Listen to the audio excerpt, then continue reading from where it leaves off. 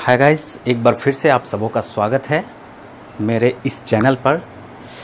आज हम लोग देखने वाले हैं, बहुत ही हाई डिमांड है। बहुत लोगों ने कमेंट किया कि आरआरबी पीओ मेंस से रिलेटेड क्वेश्चन कराइए और ज़्यादा से ज़्यादा क्वेश्चन का डिस्कशन कराइए।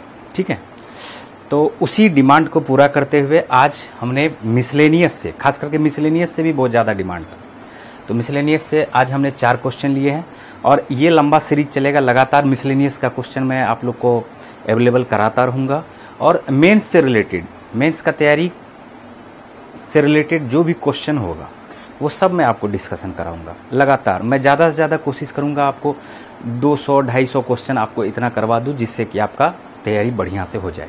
ठीक है, और है क्या कि ये, चूँकि अगर आप इसका तैयारी करते हैं मेंस लेवल का, मिसलेनियस रहे चाहे डीआई रहे चाहे कोई भी क्वेश्चन रहे, तो वो आपको आईबीपीएस पीओ में भी बहुत हेल्पफुल होगा। ठीक है, तो चलिए उसी को ध्यान में रखते हुए हम लोग स्टार्ट करते हैं। पहला क्वेश्चन है, ए and be started business with ₹600 and 500 respectively. Partnership से रिलेटेड क्वेश्चन है ये। तो ए और बी है, जिसने की बिजनेस स्टार्ट किया है, ए ने 600 से और बी ने 500 से स्टार्ट किया। ठीक है, after 4 months C replaces B with X% of B's capital. ठीक है, after 1 year C share out of total profit 24,000 is 5,600। Find the value of X। देखिए कहने का क्या मतलब है, पार्टनरशिप से रिलेटेड क्वेश्चन है और पार्टनरशिप का कॉन्सेप्ट आप सबों को आना चाहिए कि पार्टनरशिप का कॉन्सेप्ट है क्या। पार्टनरशिप का कॉन्सेप्ट सिंपल सा है, एक लाइन में मैं जल्दी से बताता हूं कि जब भी प्रॉफिट बटेगा वो बटेगा कैपिटल के रेशियो में, और टाइम अगर अलग अलग है तो वो बटेगा कैपिटल के कोरस्पॉन्डिंग टाइम के रेशियो में। कैपिटल इनटू टाइम के रेशियो में हमेशा प्रॉफिट बटेगा। यानी हम कह सकते हैं कि कैपिटल इनटू टाइम का जो रेशियो होगा, दोनों तीनों पार्टनर, चारों पार्टनर, जो भी पार्टनर हो, वही सेम रेशियो प्रॉफिट का होगा, यानी प्रोपोर्शनली होगा। समझ रहे बात को? ठीक है, अब यहां पर आप देखिए कि एक क्वेश्चन है कि ए 600 रुपया से बिजनेस स्टार्ट करता है, 600 से, और बी स्टार्ट करता है 500 से, और सी के बारे में अभी नहीं पता है। सी जितना भी रुपया स्टार्ट कर रहा है, जितना भी रुपया लेकर के आ रहा है, वो बी का X% है, बी का X% है।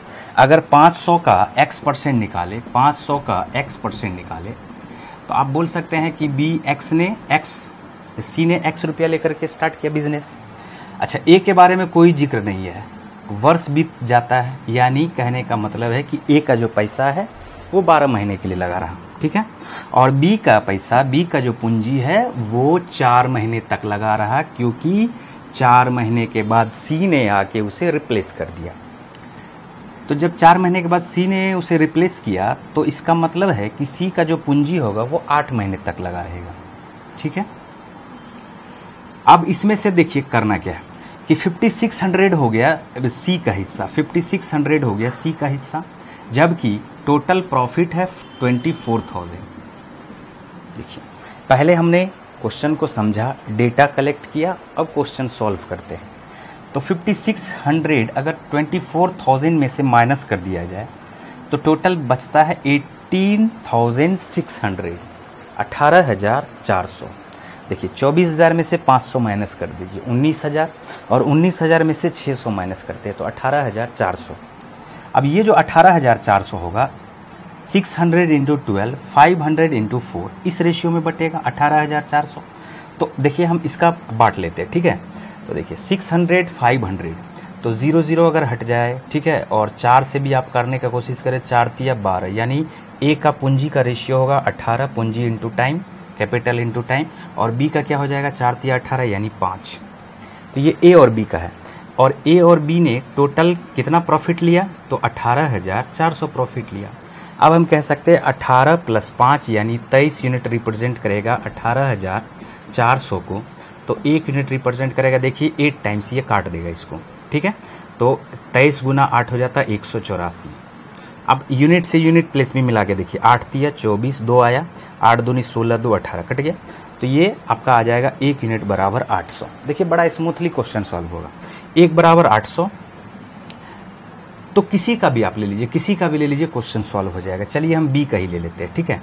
तो बी कितना हो जाएगा, 5 यूनिट रिप्रेजेंट करेगा, 8 पंचे 40 यानी 4000 को। तो बी को पूंजी कितना, बी को प्रॉफिट कितना मिलेगा, 4000। ठीक है, समझ पा रहे बात को। अब देखिए, जो बी का कैपिटल इनटू टाइम है और जो सी का कैपिटल इनटू टाइम है, इस दोनों का जो रेशियो होगा वो इसके बराबर होगा, इस दोनों के बराबर होगा। तो आप इसे ऐसे भी बना सकते, देखिए 500 इंटू 4 2000 और 2000 बराबर 4000 यानी 1 बराबर 2। तो 5600 होने के लिए इस दोनों को मल्टीप्लाई करेंगे तो 1 बराबर 2 होता है, तो 5600 का आधा कर दीजिए 2800। ठीक है, तो x इंटू 8 क्या हो जाएगा, 2800। तो x का वैल्यू क्या होगा, 8 से डिवाइड कर दीजिए, 8 तिया 24, 8 पंचे 40, 0। तो यहाँ से c का कैपिटल निकला, और जैसे ही c का कैपिटल निकला तो क्वेश्चन हमसे क्या पूछा जा रहा है, x वैल्यू निकालना है x का। हालांकि यहाँ पे इसको वैल्यू क्या देना चाहिए था, x% का वैल्यू देना चाहिए था, x% कितना होगा। ठीक है, तो अब x% निकालते, 350 500 के रेस्पेक्ट में कितना परसेंट होगा, तो हम निकाल लेते हैं, देख लीजिए। तो ये बन जाएगा आपका 70% और ये आपका आंसर हो जाएगा 70%। ठीक है, समझ पा रहे हैं। मेंस का क्वेश्चन है 2017 आरआरबी पीओ मेंस का ये क्वेश्चन है, चारों क्वेश्चन। ठीक है, तो बात आपके समझ में आ गया होगा। हमने आपको इसे डिटेल में बताया, समझना है आपको, बढ़िया से समझना। जब आप एक बार कॉन्सेप्ट को बढ़िया से समझ लेते हैं, बेसिक चीज़ों को समझ लेते हैं, तो फिर आप उस क्वेश्चन को बड़ा आसानी से सॉल्व कर पाते हैं। ठीक है, चलिए बढ़ते हैं हम लोग नेक्स्ट क्वेश्चन की तरफ। नेक्स्ट क्वेश्चन मेरा देखिए क्या दिया हुआ, मेंसुरेशन का क्वेश्चन है ये। ठीक है, radius of a cylinder is equal to side of an equilateral triangle. ठीक है, triangle having area 16√3 centimetre square and height of cylinder is equal to the perimeter of the triangle, then find the volume of cylinder. Cylinder का जो volume होता है वो होता है πr²h। ठीक है, सिलेंडर का वॉल्यूम क्या होता है, πr²h। ठीक है, अब आप देखिए कि रेडियस, तो हमें रेडियस भी चाहिए और हाइट भी चाहिए, तभी उसका वॉल्यूम निकल पाएगा। समझ पा रहे बात को। तो रेडियस जो है सिलेंडर का वो इक्विलेटरल ट्रायंगल यानी समबाहु त्रिभुज का जो एक भुजा होता है उसके बराबर है, जिसका एरिया दिया हुआ है। क्या एरिया दिया हुआ है, 16√3। आपको पता होना चाहिए कि इक्विलेटरल ट्रायंगल का जो एरिया होता है वो होता है √3/4 भुजा स्क्वायर साइड का स्क्वायर। ठीक है, और ये साइड का जो स्क्वायर है, जब साइड बराबर होगा रेडियस के तो साइड का स्क्वायर बराबर भी होगा रेडियस स्क्वायर के। तो अगर सिर्फ इतना दूर निकल जाए तो हम इस टर्म को डायरेक्ट यहाँ पे हम लोग पुट कर सकते हैं। ठीक है, चलिए अब यहाँ से देखिए √3 कट गया, 16 गुना 4 होता है 64। तो r² बराबर मेरा क्या आ गया, 64। साइड आया 8 तो रेडियस तो आया 8, लेकिन रेडियस का स्क्वायर क्या आएगा, 64। ठीक है, अब कह रहा क्या कि इसका जो हाइट है वो इसके पेरीमीटर के बराबर है। तो जब इक्विलेटरल ट्रायंगल है और तीनों भुजा है बराबर, तो 8 8 8 8 तिया 24, 8 8 8 8 तिया 24। और यहाँ पर आप देखिए कि ऑप्शन में सभी में पाई लगा हुआ है, तो पाई को सॉल्व करने का कोई ज़रूरत नहीं है। तो 64 को 24 से मल्टीप्लाई करेंगे तो डायरेक्ट हमारा आंसर आएगा। 64 को अगर 20 से मल्टीप्लाई करते हैं तो 1280, और 64 को अगर हम 4 से मल्टीप्लाई करते हैं तो 512। 64 को 4 से मल्टीप्लाई करते हैं 256। ठीक है, आप 1280 में पहले 20 यहाँ से ऐड कर दीजिए, 1300 हो जाएगा, और 1300 प्लस 200 यानी 1536 पाई क्यू, ये हो जाएगा आंसर आपका। ठीक है, तो इसका जो पहला आंसर हो जाएगा ए। ऑप्शन क्या हो गया, ए। समझ पा रहे बातों को। सिलेंडर का जो वॉल्यूम होता है πr²h, आर किसके बराबर है, तो समबाहु त्रिभुज के एक भुजा के बराबर है। तो हमने एक भुजा के बराबर किया तो भुजा का तो स्क्वायर यहाँ पे करना ही था, तो साइड का स्क्वायर हमने डायरेक्ट यहाँ पे पुट किया। अगर आप चाहते तो साइड निकाल भी सकते हैं, 8 आएगा, और रेडियस भी हो जाएगा 8, 8 का स्क्वायर क्या हो जाएगा, 64। ठीक है, नेक्स्ट क्वेश्चन।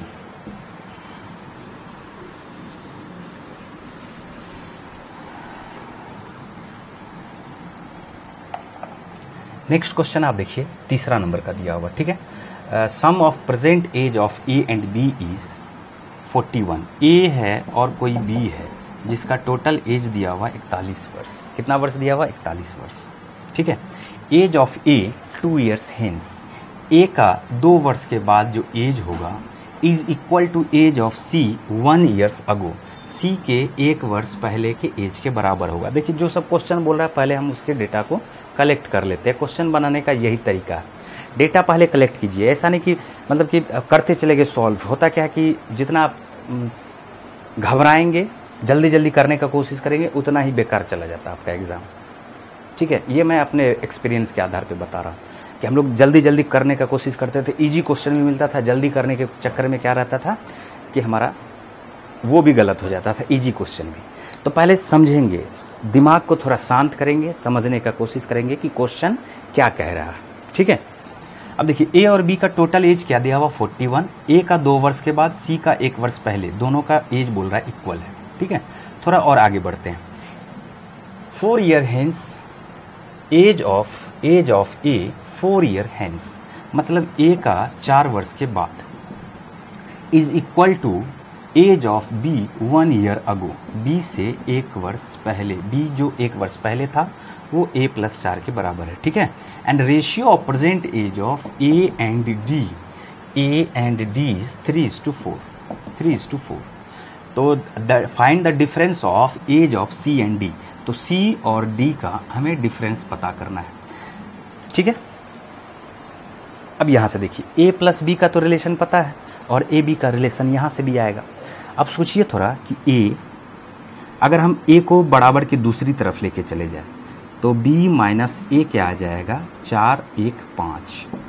अब जब ये आ गया तो इस दोनों इक्वेशन से हम ए का एज निकाल सकते हैं, और जब ए का एज निकलेगा तो सी का भी एज निकलेगा, और जब सी का एज निकलेगा ए के एज के कारण डी का भी एज निकलेगा, तो दोनों का डिफरेंस पता चल जाएगा। समझ पा रहे बात को? फिर से देखिए, अब देखिए b माइनस ए बराबर है 5 और a प्लस बी बराबर है 41। हम चाहेंगे तो a plus B, b minus B plus A minus B, A plus B के आधार पे भी सॉल्व कर सकते हैं, लेकिन तरीका थोड़ा सुनिएगा कैसे करते हैं हम लोग। b और a के एज का अंतर कितना है? 5। कौन बड़ा है? b। चलिए इसमें से हम करते हैं 41 में से 5 निकाल लेते हैं, तो 41 में से 5 हम निकाले तो बचता मेरा कितना? 36। 36 में आधा आधा दोनों को आप दीजिए, आधा पहले a को दीजिए 18 और b को भी 18 दीजिए, ठीक। अब ये जो 5 का डिफरेंस लाना था जो हमने लिया, उस 5 को आप b के साथ ऐड कर दीजिए। हालांकि b का हमें कोई ज़रूरत नहीं है, फिर भी मैं आपको तरीका बता रहा हूँ कि कैसे। तो b का एज हो जाएगा 23 वर्ष और a का एज हो जाएगा 18 वर्ष। ये देखिए अच्छा तरीका है, जल्दी से आ गया। a का रिजल्ट क्या आएगा? 18। अब a जैसे ही आया 18 तो a प्लस 2 बराबर है c माइनस 1, तो c बराबर क्या हो जाएगा? a प्लस 2, इस माइनस 1 को बराबर की इस तरफ ले आते हैं तो a प्लस 3, यानी c a से 3 वर्ष बड़ा है। तो 18 में हम 3 ऐड कर देते हैं, तो 18 प्लस 3 मेरा हो जाएगा 21 वर्ष। अब a का एज 18 वर्ष हो चुका है, तो 3 यूनिट रिप्रेजेंट करेगा 18 को, तो 4 यूनिट रिप्रेजेंट करेगा 24 को। 3 छाके 18, 4 छाके 24। समझ में आ रहा? तो अब इस d का एज हो गया 24 वर्ष, तो c और d के बीच का जो डिफरेंस होगा वो होगा 3 इयर्स का, और यही हमारा आंसर भी होगा। इसका भी आंसर क्या हो जाएगा? ए। ठीक है, समझ पा रहे हैं? चलिए बढ़ते हैं फिर हम लोग नेक्स्ट क्वेश्चन की तरफ।